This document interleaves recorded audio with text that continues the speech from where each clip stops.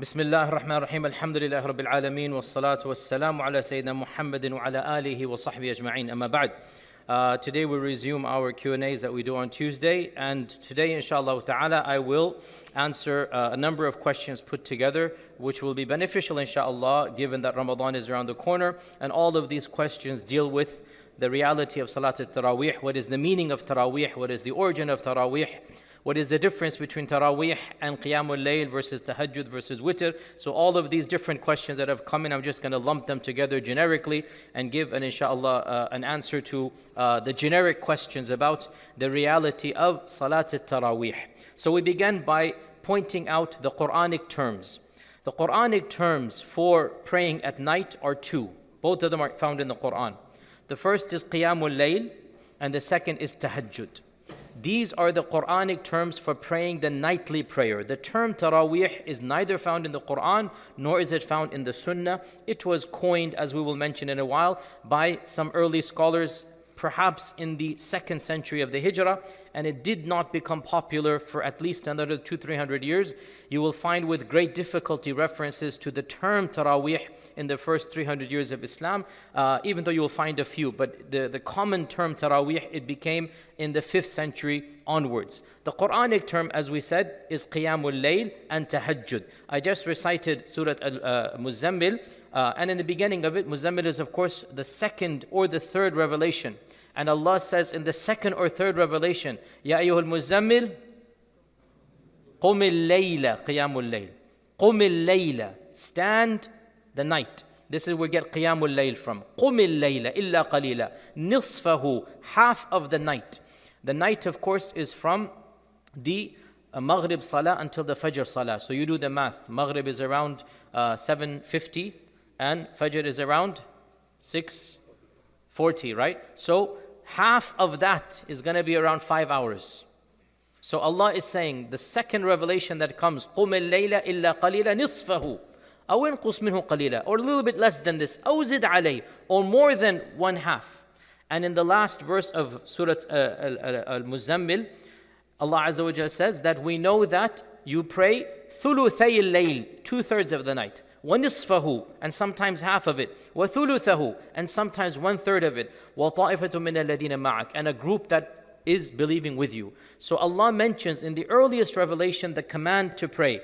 And shortly afterwards, Allah Azza wa Jal praised the Prophet ﷺ and the Sahaba for praying 2/3 or half or 1/3 of the night. This is Qiyamul Layl. As for the term Tahajjud, Surah Al-Isra, verse 97, وَمِنَ اللَّيْلِ فَتَهَجَّدْ بِهِ نَافِلَةً لَكَ. And during the night, Tahajjad bihi, do the Tahajjud in it. And in the night, do the Tahajjud in it. Perhaps by you doing so, Allah will raise you to the Maqam al-Mahmud.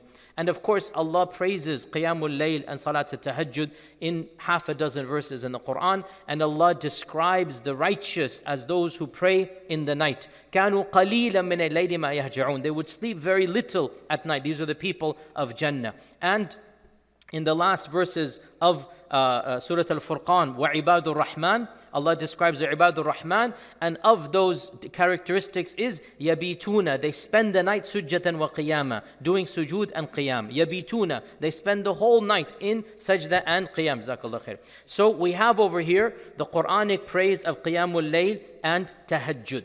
Is there a difference between Qiyamul Layl and Tahajjud? Is there a difference? Some of our scholars said it's a technical difference. And that is the following. Qiyamul Layl is done at any time of the night, from after Isha until before the Adhan of Fajr. If you were to pray Qiyamul Layl at any time, you would pray the night prayer. Obviously, I don't need to define the night prayer. The night prayer is any nafil prayer after Isha and before Fajr. So this is called night prayer, Qiyamul Layl. So if you were to pray any night prayer, this is Qiyamul Layl. And this is jaiz, and it is a good prayer.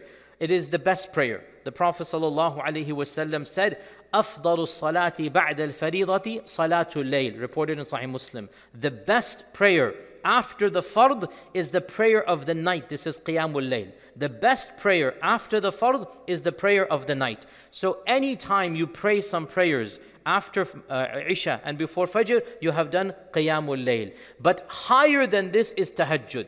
And Tahajjud comes from hajada.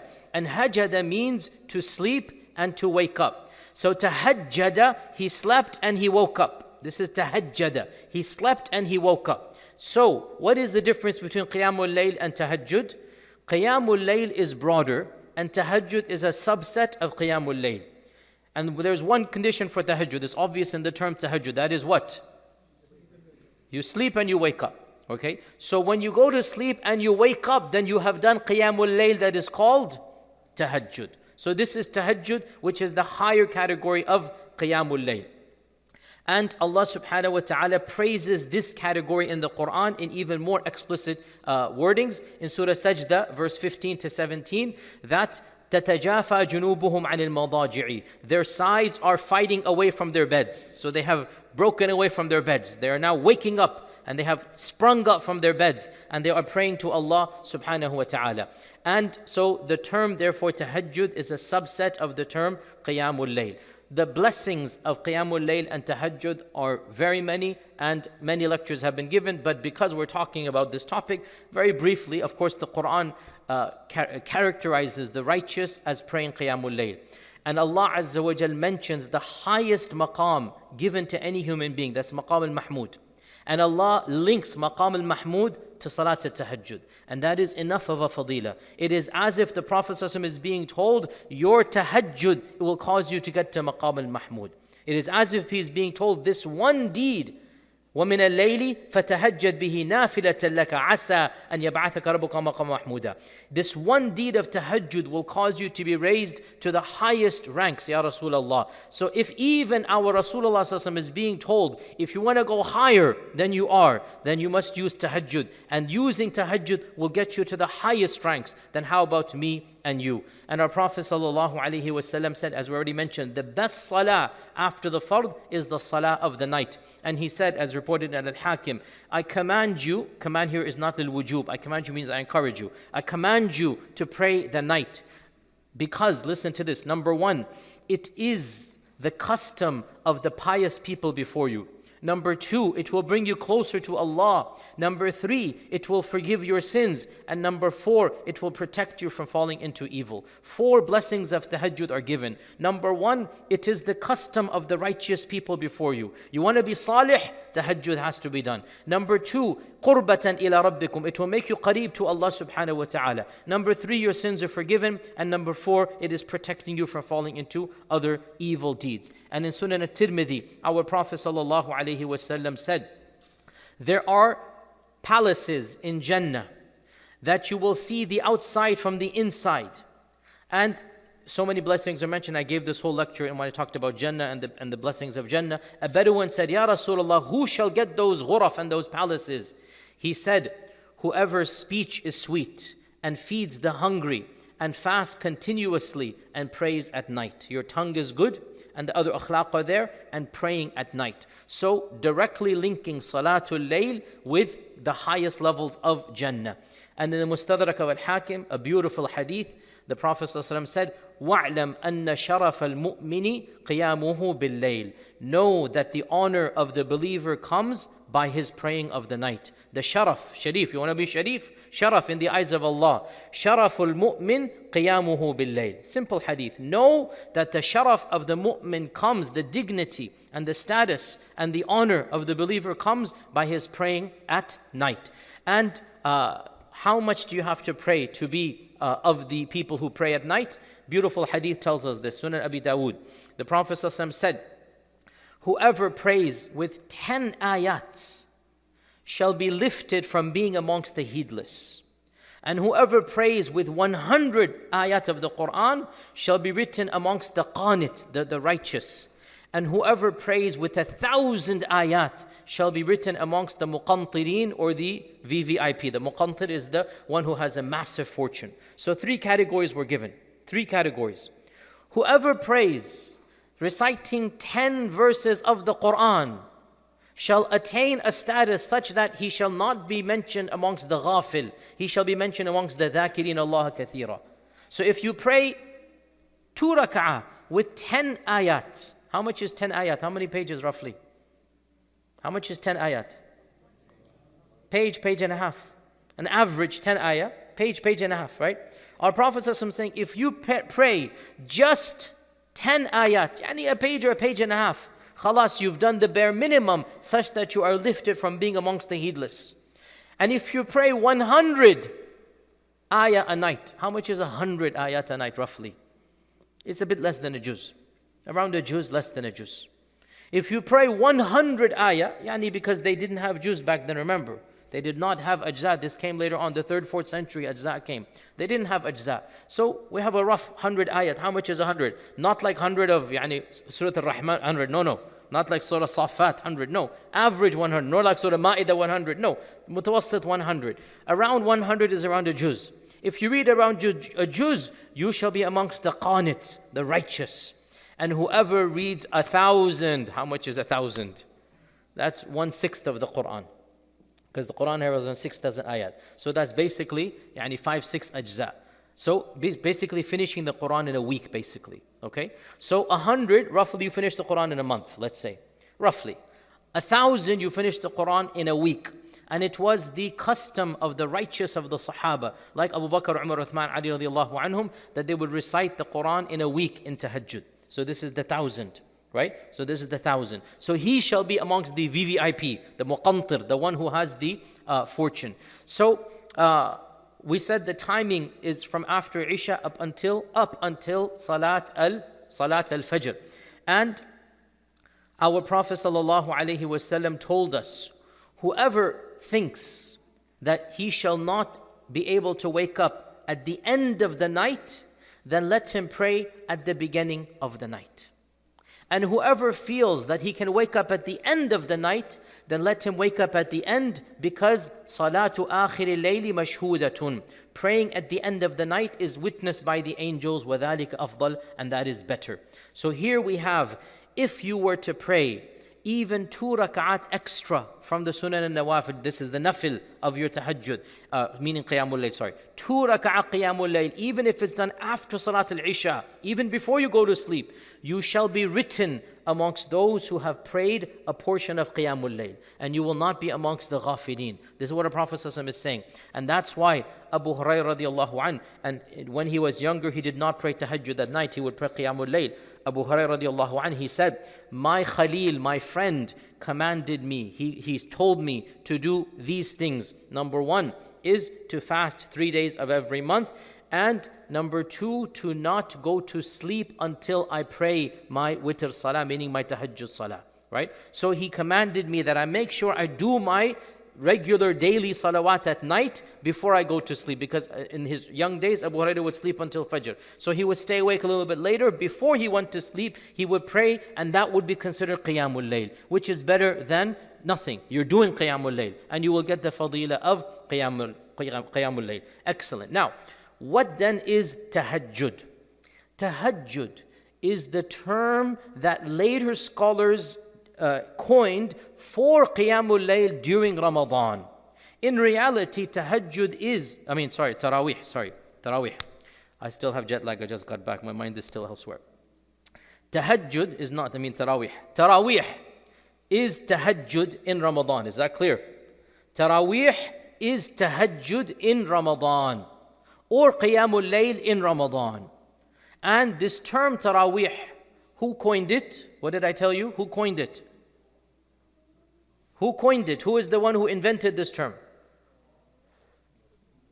No. The term tarawih, we do not know who first began it. We don't know. There's no name mentioned. But it is not found in the Quran or Sunnah. It is not an Islamic term from the Quran and Sunnah. It is a Muslim term from early scholars, which is fine, no problem. It's not a big deal. And it's just a matter of, demarcating. Why did our scholars make this a special term?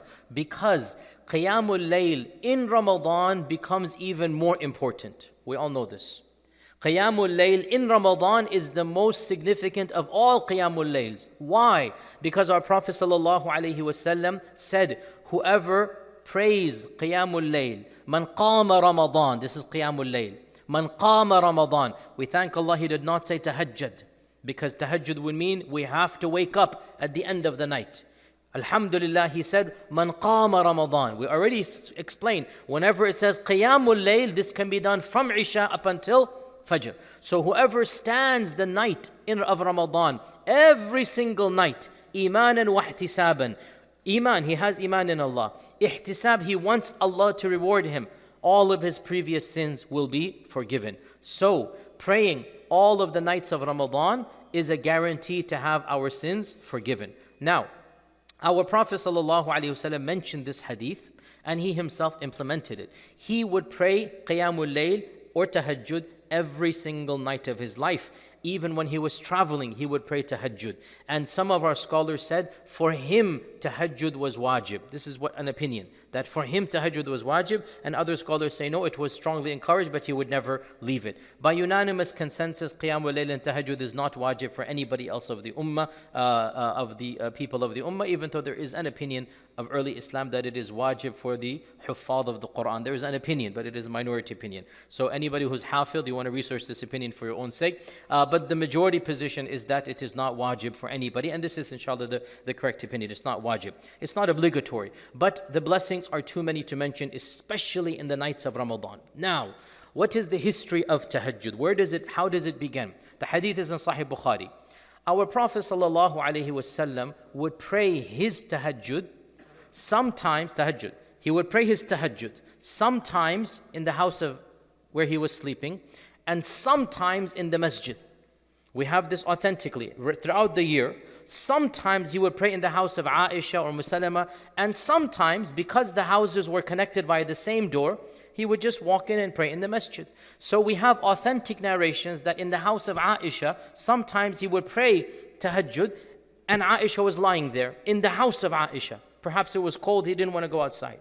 And sometimes he would walk, this was the door, as you know, the door is one door. He would walk through the door and pray in the masjid, and Aisha would hear him pray and hear the up and down of the salah, and even touch his feet sometimes. Just put her hand outside the door and his feet were in sajda in the masjid. So sometimes he would pray Tahajjud in the masjid, sometimes he would pray Tahajjud in his house. It so happened in Ramadan, he was praying Tahajjud / Taraweeh, call it what you will, in the masjid. And because it is Ramadan, other people were also praying because the Prophet ﷺ encouraged them to pray Qiyamul Layl. So, for whatever reason, maybe they didn't want to disturb their families, they came to the masjid and they're praying. When the Prophet ﷺ was praying, without any announcement and without any, preamble, the other companions, some of them just joined behind the salah of the Prophet ﷺ. When the other Sahaba saw that, so then when they finished their salah, they simply joined until, without an announcement, everybody was praying the Tahajjud / Taraweeh in Ramadan behind the Prophet ﷺ. The Prophet ﷺ did not tell them to do so, but when they're praying, he's obviously in the front praying anyway. Common sense, you just come behind him and just, as they say, accidentally, without any precognition about this, they started praying together. When the Prophet ﷺ finished the salah, he saw them all and he didn't say anything. We call this iqrar, silent approval.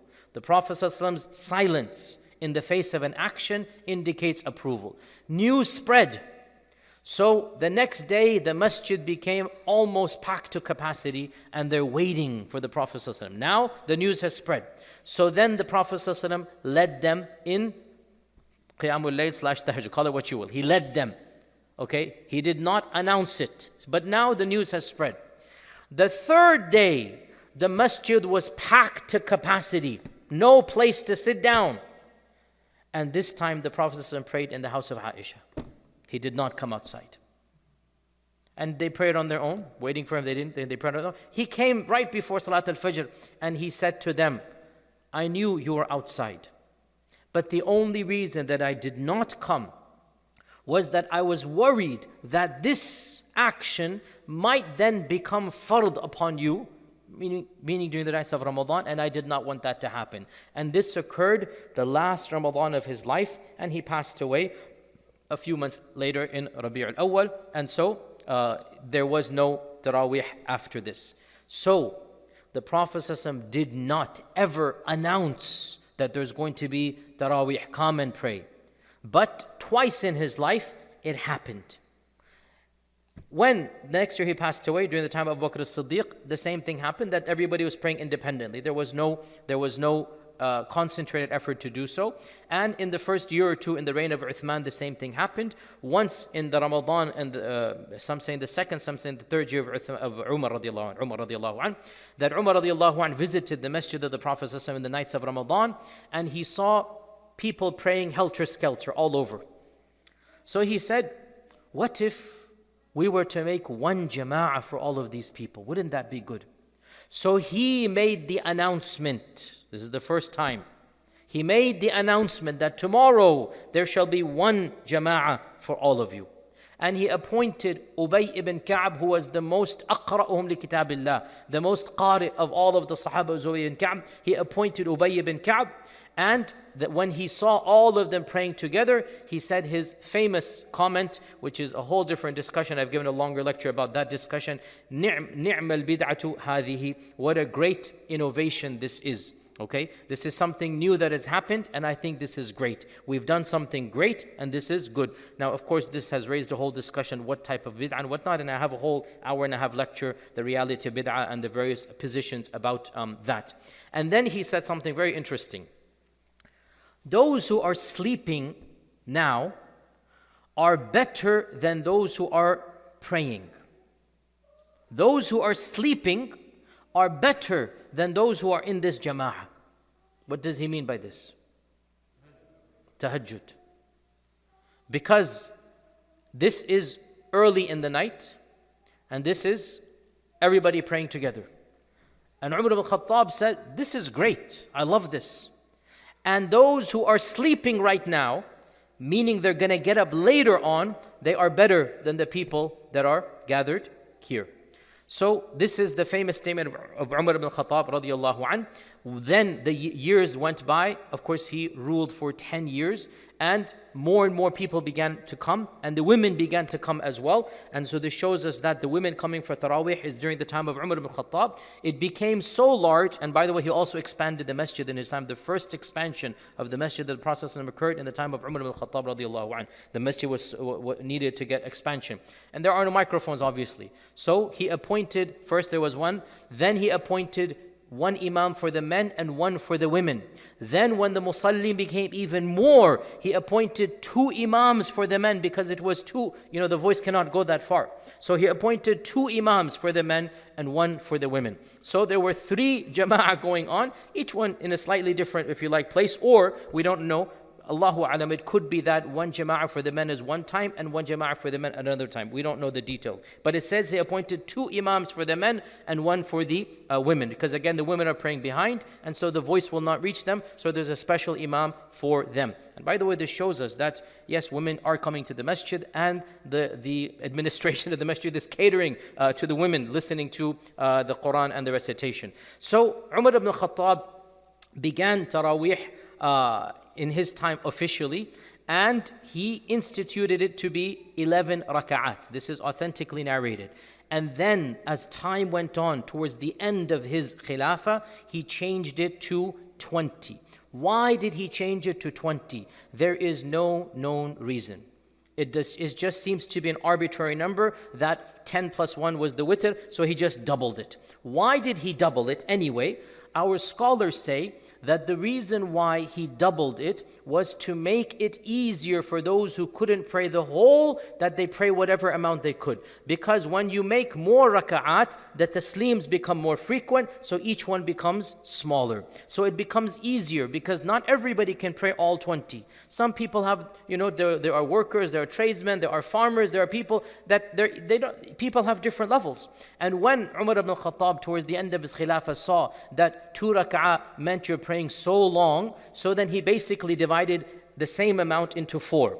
So then from 10 plus 1, it basically came 20. You get the point here, right? So that seems to be the case. There does not seem to be any shari'i reason per se that he changed the number to 20 raka'at. Nonetheless, towards the end of his khilafah, there were 20 raka'at of taraweeh plus 3 of witr, thus making it 23. And this became the sunnah for all other cities. Now, in the time of the early Umayyads, the people of Mecca began praying 23 raka'at, and they would rest after every 4 raka'at. They would rest after every 4 raka'at, okay? So 4 raka'at and then a rest, and then 4 raka'at and then a rest, and then 4 raka'at and then a rest. And some people, we don't know exactly when, but this is early Umayyad time. Some people said, let us do some movement, let us get some energy. The Kaaba is right here. Let us do something the people of Medina cannot do. Let us do tawaf. So they began to do tawaf between every 4 raka'at. How many tawafs would that be? 5 tawafs a night. 5 tawafs a night. Is that possible? How long does a tawaf take? An hour, the sister says. She has gone during peak season time, and she is right, during peak season time. I have done tawaf in my life in less than 10 minutes. These days are gone for most of you. I'm talking about the late 90s when the visas were shut and I was a student, and I would go and there was no Hujjaj or Umrah person, and it's just the locals, and you're at 2 a.m. in the morning, and it is literally 10 people. I have, alhamdulillah, witnessed this plenty of times, but I don't think it's possible. Well, we say that when Corona happened and we saw it happen, but realistically, once visas are open the way they are, it's almost impossible. When there are no Hujjaj whatsoever, when there's 100 people, yani something like this, to do a tawaf, literally around the Kaaba, literally, and you walk a moderate pace. I walk a little bit fast because it's my habit. You can do it in less than 10 minutes. So the people of Mecca began doing this as a competition, that we're going to do something better. Nobody else can do this. That became their habit. When the people of Medina heard this, they said, we're going to have to beat them. So they decided to increase the number of raka'ats. During the resting period, rather than doing tawaf, which they cannot do, they added 4 raka'at.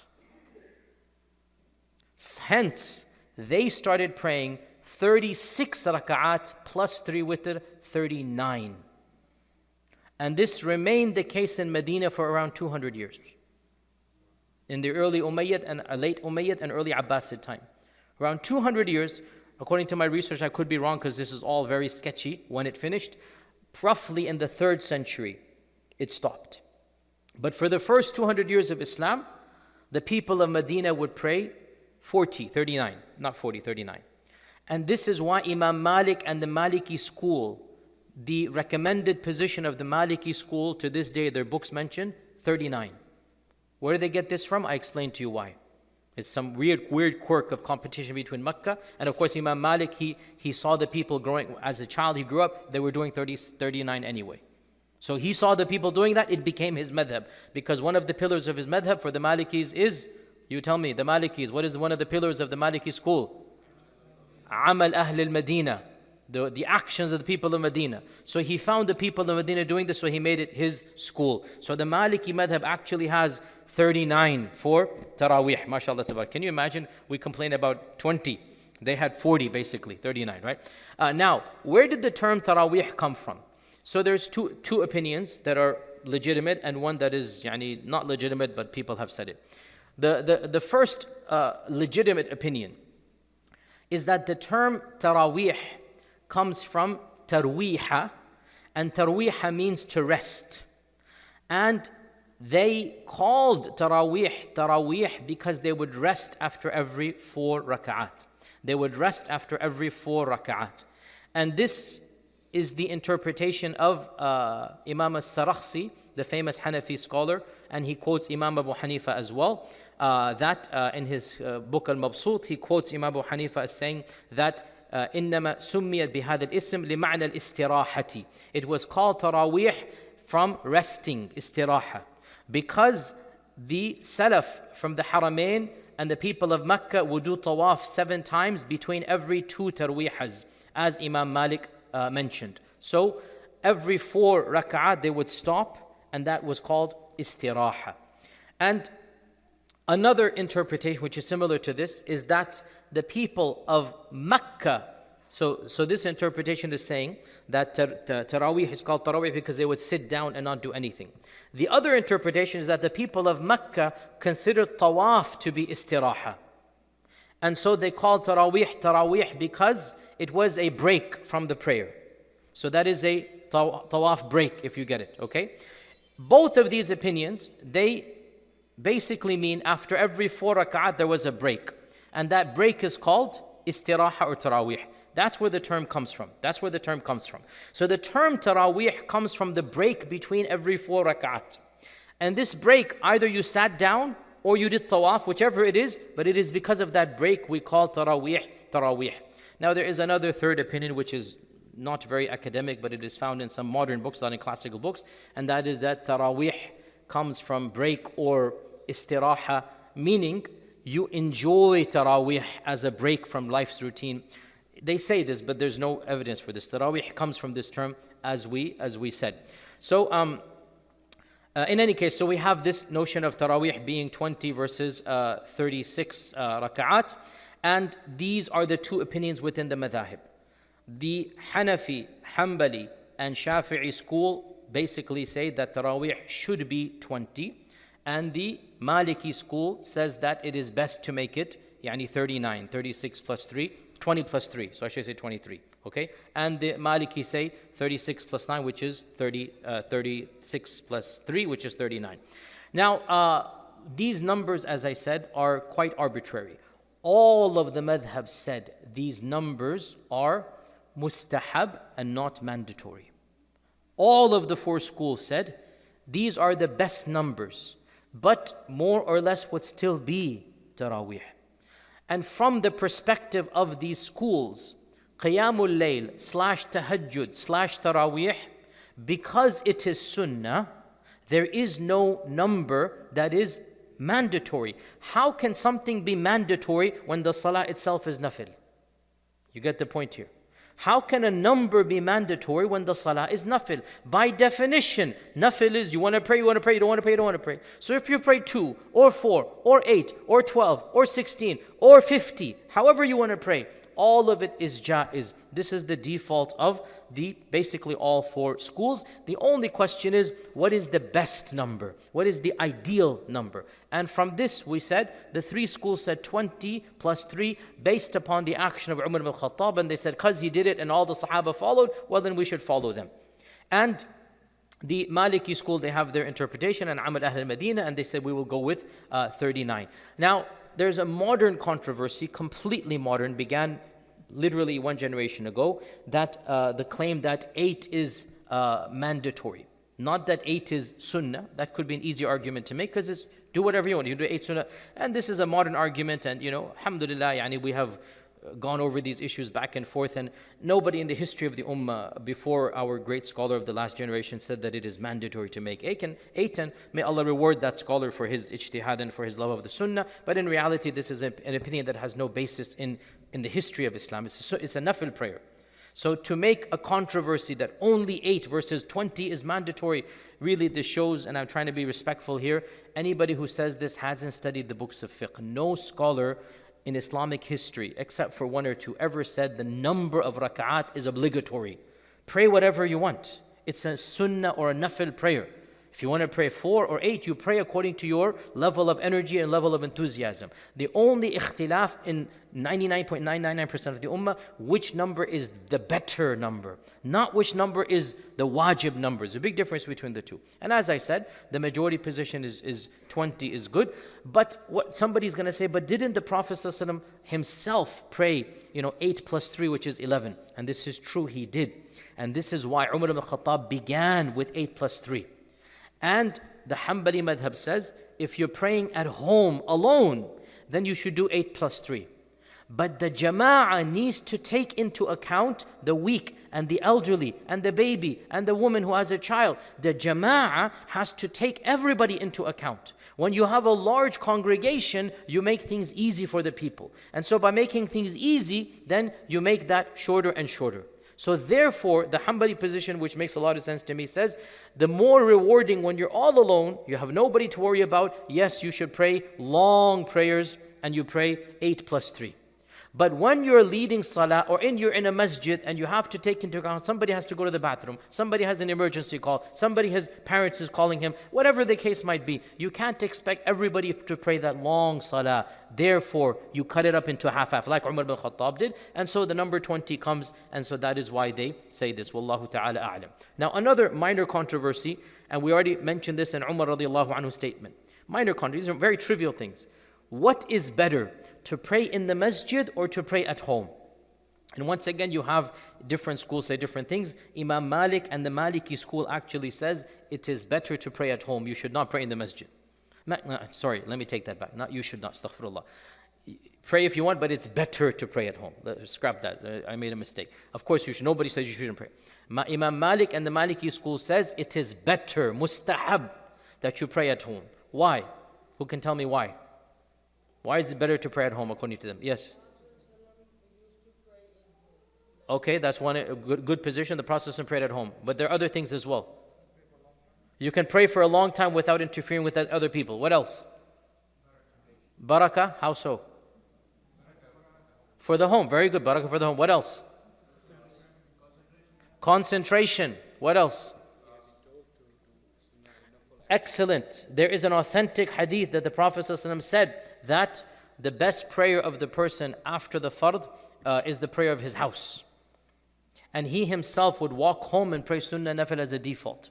Right? So there we have, Imam Malik has evidences for this. There's yet another reason, and that's showing off. Where do you have more potential to show off? The masjid with everybody. So when you're at home, right, then Imam Malik's position makes sense in his own way, that you're cut off from all of these things. You can pray longer, more khushu', you pray the qiyam of your choice, the Quran of your choice, etc., etc. The Shafi'i school said, no, the mustahab is jama'ah. What do you think their reasons would be? You know them, just use your common sense. Umar ibn Khattab, what else? Times the fadila of the jama'ah, what else? Walking to the masjid, all of these reasons. So you get the point. So they're all using generic evidences, okay? Using generic evidences, which one is the default. And wallahu alam, they're both right. In other words, you choose. If you are, mashallah, tabarakallah, able to pray 2, 3, 4 hours on your own, reading the Quran with khushu' and tilawa, then there is no doubt that, yes, you should pray at home. But if you're like most of us and you cannot recite like our Hafiz Qadi Sajjad, mashallah, tabarakallah, right? And you need that motivation to, read Quran. And there is no doubt a barakah that comes in the masjid as well. And there's a feeling of awe, and there's a feeling of ukhuwa, and there's a feeling of iman, and there's a feeling of buzz that us weak people, we need that as well, right? Not all of us are like Umar ibn Khattab, who he himself, by the way, would not, here's the interesting point, he would not pray in the masjid. He appointed Ubay and he walked back home and he prayed at home, okay? Because that's Umar. But we are not at the level of Umar radiallahu anhu. So those who are at that type of level, mashallah, tabarakallah, mashallah, great for you. Pray at home and expect Allah to reward you. However, this means you pray Isha in the masjid. Then you go and you pray at home. Now, another point of history is that where did this notion of finishing the entire Quran during Taraweeh come from? Actually, this is not found in early Islam. Of course it can't be, because the Prophet didn't do it. Even in the time of the Sahaba, it did not happen. And in fact, Imam Malik, writing in 150 Hijrah, or speaking in 150 Hijrah, he actually was not happy with this practice. And he said, as reported in the famous book Mudawwana, finishing the entire Quran during the Qiyam of Ramadan is not sunnah. This is Imam Malik. Now, interesting point. People are already doing it. That's why he's commenting on it. So in 150 Hijrah, people are already finishing the whole Quran in Ramadan, in Taraweeh. And Imam Malik and others are like, I don't like this. It's not the sunnah. We should not do this. And Abu al-Walid al-Baji died 474 Hijrah, one of the great scholars of the past. He writes, in the beginning, they would recite 30 verses, or sometimes 20. And this was the case until the Battle of Harra. The Battle of Harra was when Yazid attacked Medina. I have a whole lecture online, you can listen to that. And after the Battle of Harra, the longevity of the tahajjud became difficult for them, so they cut back on the qira'ah and they increased the number of raka'at, and they started praying 36 raka'at with witr being 39, i.e. this is early Umayyad, as I said. Okay, so it was the early Umayyad time, they switched from 20 to 36. This is before Imam Malik, so a generation before Imam Malik. So they switched to 36, and in the time of Umar ibn Abdul Aziz, they would pray in every rak'ah around 10 ayats. Short and sweet. You cannot pray 40 rak'at reciting half a juz in every rak'ah. You see my point? And this was the Maliki madhab, and it still remains the practice in many places in the Muslim world, that you might pray 20 rak'at, and in every rak'ah, 5 verses. Because the point is, you need to make it easy for the people. Right? So in the Maliki school, in the Shafi'i school, these are the defaults. In most of the masajid you go to in the Muslim world, they actually do not finish the entire Quran in the majority of the masajid. If you want to do this, you do it at home. Because again, we're looking at the jama'ah. In the later Hanafi school, they encourage this, and it is now the default of the modern Hanafi school that they would like to finish the whole Quran during the time of Qiyam, and that's permissible, that is fine. But again, to be clear, obviously, the Prophet ﷺ did not institute Taraweeh in the first place in that manner, such that we can say that this is a sunnah. And in fact, in early Islam, the history tells us that the witr salah did not actually have a dua in every single night. Rather, they would do dua al-qunut in the last 10 nights only. And then it's dead the last 15, and then later on they started doing it every single night. So all of this is early Islamic history, because again, Taraweeh evolved from time to place to different people, and all of it is good. So if somebody does not want to do any qunuts in that witr, that is permissible. Although I don't want to get into the controversy of Salatul Witr. Every one of the 4 madhabs has a different position about qunut and witr. Interesting. It's all history. In the reality, to be technical, the qunut is not linked to witr, to be technical, but khair, whoever does it, that's fine, no problem. But in Ramadan, some of the scholars wanted to do a special dua, and this began the last 10 nights, and then it became something that is the norm during those 10 nights. Some other final tidbits, and then inshallah we are done. Witr. Is witr separate from Qiyamul Layl / Tahajjud / Taraweeh? So, witr. Is witr a Quranic or Hadithi term? Yes or no? Yes or no? It's not in the Quran, it's in the Hadith. Witr is in the Hadith. The term witr is in the Hadith. Awtiru, pray the witr. And the Prophet ﷺ commanded or suggested us to pray the witr, and Abu Hurairah said, my Khalil commanded me to pray the witr before I go to sleep. So what is witr? Witr in the hadith, listen to this carefully because a lot of people get confused. Witr in the hadith generally is synonymous with Qiyamul Layl / Tahajjud. Why? Because witr is supposed to be the odd number that you pray at night. So, the general term witr that's found, if you open up Sahih Bukhari, Sahih Muslim, any books of hadith, generally when you come across the term witr, the meaning of witr generally is that whole prayer. But it is also used sometimes to describe the last rak'ah or the last 3 rak'ahs of the Qiyamul Layl. Hence, the technical term and definition of witr as used in the books of fiqh has become those 3 rak'ats. The technical. So there's a generic term witr, which is found in the hadith. Abu Hurairah said, the Prophet ﷺ told me to pray witr before I go to sleep. By witr, he doesn't mean the 3 rak'ah witr. He means Qiyamul Layl, which concludes with witr. Right? And we see this in the hadith, that sometimes the Prophet ﷺ prayed 5 rak'at witr, sometimes 7 rak'ah witr, sometimes 9 rak'ah witr. By witr here, we don't mean what we think of the witr, that 1 rak'ah. This is the tahajjud, he's praying in chunks. Chunks. So 4 plus 7 or 2 plus so he's doing it in different chunks. By the way, the Prophet ﷺ would sometimes pray 2, 2, 2, 2, 2, sometimes 4, 4, sometimes in different chunks. And from this, the Hanbali and Ibn Taymiyyah and others, they say the tahajjud salah, Qiyamul Layl, Taraweeh, can be 2 or 4 or whatnot. And of course, the other madhabs, Hanafis, and one that say must be 2. So khair, you have the standard ikhtilaf, which is very trivial. Whichever you want to do, that is fine. So witr, as I said, the technical definition is different than the hadithi definition. And it doesn't matter which definition we use, we just have to clarify. So when I'm going to use it now, I'm going to reference the technical, which is the last one or the 3 rak'at. Now, our Prophet ﷺ said, the man came to him, he said, Ya Rasulullah, how do I pray tahajjud? The Prophet ﷺ said, or how is tahajjud? How is salatul layl? The Prophet ﷺ said, mathna, mathna. Pray 2. Then, when you think it's about to be fajr, then pray your witr. Okay, so here is now the technical witr. Pray 2, then fa'awtir. Yani, here I should translate, then make an odd. This is what it means, fa'awtir. He didn't say pray the witr salah. He said make an odd. So an odd is the witr, the 1 or the 3. So the Prophet ﷺ told us, اجعلوا آخر صلاتكم بالليل وترا. Hadith is in Bukhari and Muslim.